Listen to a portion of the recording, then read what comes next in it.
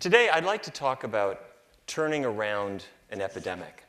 100 million Americans right now do have either diabetes or pre-diabetes, and that puts them at risk for amputations, for heart disease, for blindness, and we're exporting this epidemic overseas. Now, the word epidemic comes from Old Greek.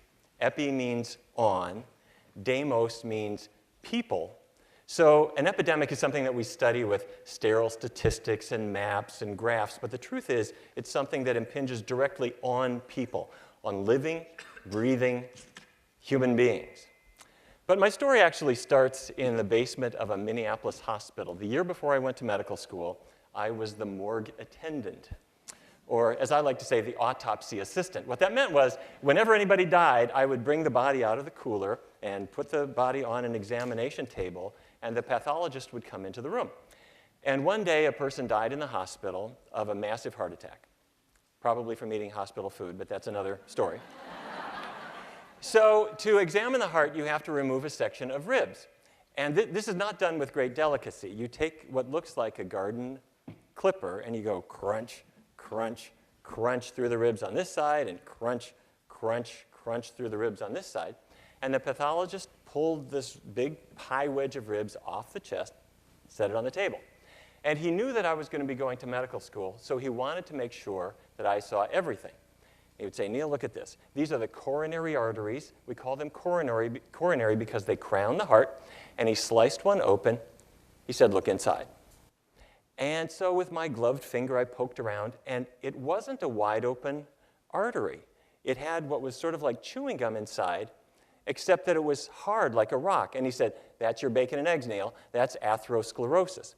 And we looked at the carotid arteries going to the brain, the arteries going to the legs, the arteries going to the kidneys. They all had this hardening of the arteries, this atherosclerosis. He said, we see the beginnings of this in 2/3 of people by age 23, which happened to be the exact age that I was at the time. So anyway, he writes up his findings, massive atherosclerosis, acute myocardial infarction, and he leaves the room. So I picked up the ribs and put them back in the chest, tried to make them fit right with the other ribs, and I sewed up the skin and cleaned up, and then I went out and went up to the cafeteria, where it turned out they were serving ribs for lunch. Now, let me tell you something. I knew about ribs. I grew up in Fargo, North Dakota. I come from a long line of cattle ranchers, and I remember the smell of the cows out in the field. I remember the smell of the cows in my grandpa's barn. And I remember driving a load of cattle with my uncle to East St. Louis to the National Stockyards. And I remember the National Stockyards Hotel, $2 a night, and the smell of that room. And I have to say, every day of my life, it was roast beef, baked potatoes, and corn, except for special occasions when it was roast beef, baked potatoes, and peas. And that's sort of the way we ate. But my father did not like the cattle business. So he left the family farm, and he went to medical school. And he spent his life at the Fargo Clinic treating diabetes. He became the diabetes expert for the whole region. And I have to say, my father really was frustrated because patients were given diets that they did not like. What we would say is, or what they would say is, diabetes is a condition where there's too much sugar in your blood. So don't eat anything that turns to sugar. So don't eat bread, don't eat fruit, don't eat pasta, don't eat rice, don't eat sweet potatoes, don't eat regular potatoes, don't eat beans, don't eat carrots. All these things had to be limited, and while you're at it, cut calories. And that's what people were supposed to adhere to. That gets old by Wednesday. Patients were also given medicines, and they were given needles and instruction on how to stick their fingers and how to inject insulin. And despite all of this, diabetes never got better. It always progressed. And it then became something that we were exporting overseas. And when I got out of medical school, we had more medicines. And I think we had sharper needles. But to tell you the truth, it was the same sort of result. We had unhappy patients, and we never, ever cured this disease. It never turned around. It was always considered a progressive disease. But there were two scientific discoveries that really turned all of this around. And the first one was taking the widest possible lens. If you look around the world at those countries that have the least diabetes, like Japan, for example, they weren't following anything like the diet that we were giving to diabetic patients. They weren't saying, gee, I'm not going to eat rice, I won't eat noodles. They eat this kind of food all the time. It's front and center on their plate. And the second discovery came from looking inside the cell, especially the muscle cell. And the reason we look at muscle cells in particular is that's where glucose is going. That's where blood sugar is going. That's the fuel that powers your movement. You know about a person who's running a marathon? What are they doing in the weeks leading up for it? They're carbo-loading. So they're eating pasta and they're eating bread to try to get that glucose into the cell for energy. And that is the problem in diabetes. Because glucose is there outside the cell trying to get inside. In order to get in, it needs a key, and that key is insulin. Now, what if I get home, and I'm getting up to my front door, and I take my key out of my pocket, I put it in the front door. Wait a minute. It's not working. And there's nothing wrong with my key. But I look in the lock, and while I was gone, somebody put chewing gum in my lock. So what am I going to do? Crawl in and out the window? No. I'm going to clean out the lock. Well, when a person has diabetes, their insulin key is not working. Why would that be? Why could insulin not signal this? What's supposed to happen is the glucose is supposed to enter into the cell. And glucose is the key that makes that happen. But the reason it doesn't happen, it's not that there's chewing gum inside the cell. What there is fat. Fat, little globules of fat. Now, I have to say, doctors hate words like fat.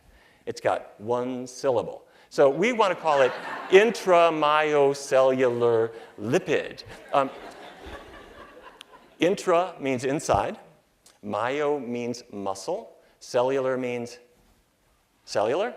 Lipid means fat. Intramyocellular lipid is fat inside your muscle cells. And that is what interferes with insulin's ability to work like a key to signal glucose coming in.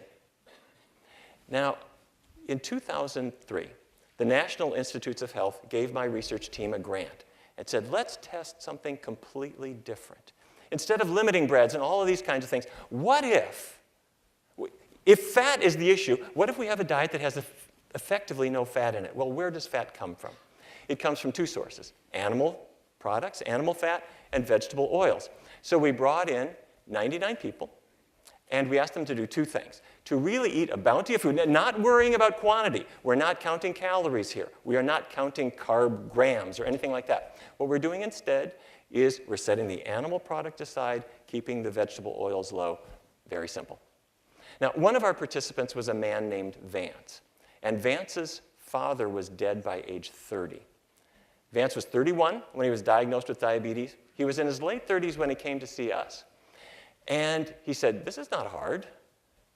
Unlike every other diet he'd been on, we didn't care how many carbs he ate or how many calories or how many portions. If he was having chili, not a meat chili, it would be a bean chili, chunky vegetable chili. If he was having spaghetti, instead of a meat topping, it would be topped with artichoke hearts and wild mushrooms and chunky tomato sauce and that kind of thing. Very, very easy. Over a course of about a year, he lost 60 pounds. His blood sugar came down and down and down. And one day his doctor sat him down and said, Vance, I know you've had family members die of this disease, but as I look at your blood tests, you don't have it anymore. And can you imagine what that feels like, to have family members who felt this was absolutely a one-way street and to have this disease just turn around? And when I asked Vance's permission to tell you about his story, he said, make sure you tell everybody that my erectile dysfunction went away too. Okay, write that down. Okay. So we published our findings in peer-reviewed journals. The American Diabetes Association now cites it and accepts this as an effective approach. And people around the world started using this. And I heard from a man in England who wanted to let me know about his experience. He had had diabetes, tried all kinds of diets without a lot of success. And then he heard about our approach, tried it for several weeks, went to the doctor drew a number of blood tests. And he got home, the phone rang. It's the doctor's office. Could you come back right now? So good heavens, what's in my blood tests? And he races into his car and he's driving to the doctor's office thinking, what disease did they discover on my blood test? What did they find? And he runs into the doctor's office. They say, we need you to sit down. Explain exactly what you've been doing.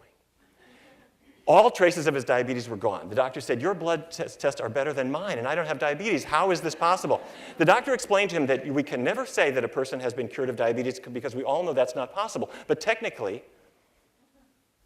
It's not there. And the doctor was skeptical. He said, come back in 2 months. I want to test you again. Never came back. Now, wait a minute. Diabetes is genetic, right? It runs in families. And there, in fact, are genes for diabetes. But this is an important thing to remember. Genes are in 2 categories. Certain genes are dictators. I'm talking about the genes that say blue eyes or brown hair. They are dictators. They give orders. You can't argue.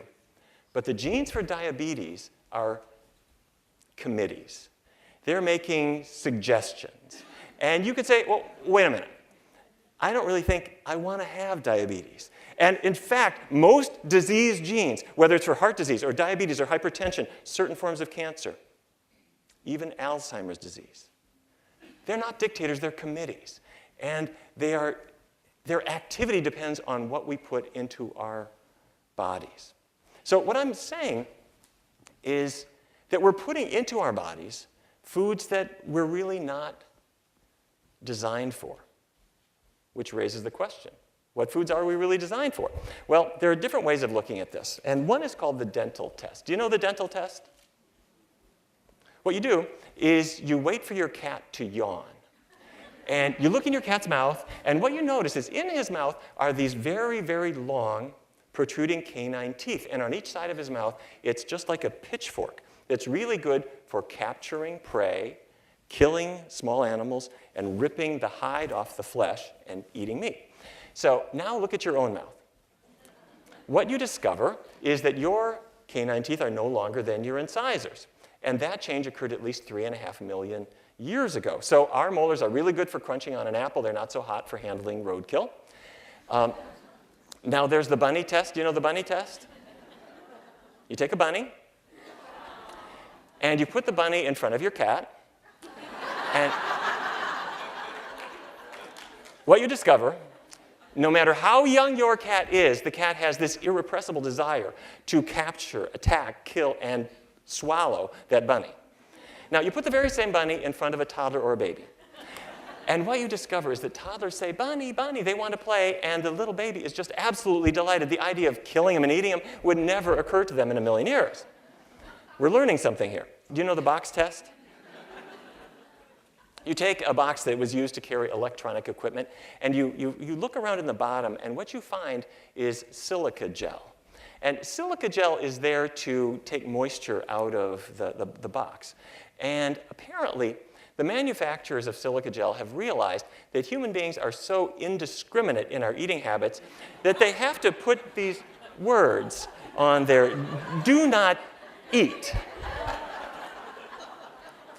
So here's how I put this together. Human beings are naturally herbivores, but we're really easily thrown off track. So now, the fact of the matter is, before the Stone Age, people would have been just terrible hunters, really. You know this is true because we're not very quick. Now, a lion is quick. A lion can capture easily. In the forest, a lion can easily catch a gazelle. A hawk or an owl can easily catch a mouse. Humans, we sort of catch cold. That's like it. We don't really detect prey very well. We don't have sensitive noses. If you look at a dog has a very highly developed sense of smell. They can detect prey at long distances, which is why they are used in airports to detect bombs and drugs and that kind of thing. And their sense of hearing far outstrips ours. They are outfitted to be able to detect prey. Now, human beings, we have cute noses and we have cute ears, but we really are pathetic as hunters. And if you're going to succeed as a carnivore, you need good sharp claws, good sharp teeth. You need to be very, very quick, and you need to have sensitive hearing, sensitive smell, sensitive vision.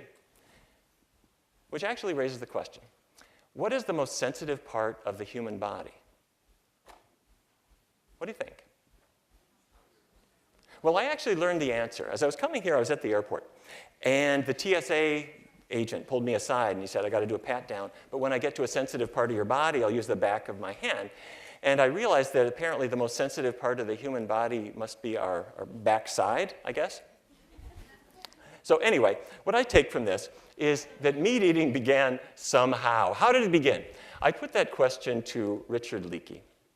And Richard Leakey, the famous paleoanthropologist, and what he said was, you know, human beings as herbivores. You don't have to be quick. You don't have to be particularly sharp or sensitive, because you don't really have to sneak up on a strawberry. It's just sitting there. It's not doing anything.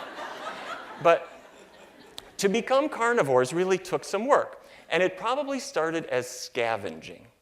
In other words, a lion doesn't eat everything. When they walk away from the little pile of bones they've left, there's a little meat there, and humans could relatively easily sneak in and cut some of that off and take it back.